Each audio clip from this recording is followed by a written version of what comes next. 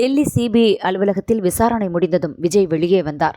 நாளை விசாரணை இல்லை என சிபிஐ தெரிவித்துவிட்டது. சிபிஐ அலுவலகத்துக்கு வெளியே காத்திருந்த தொண்டர்கள் விஜயை பார்த்ததும் உற்சாக குரல் எழுப்பினர். விஜய் காரில் நின்றபடி தொண்டர்களை பார்த்து மகிழ்ச்சியோடு கையசைத்தார்.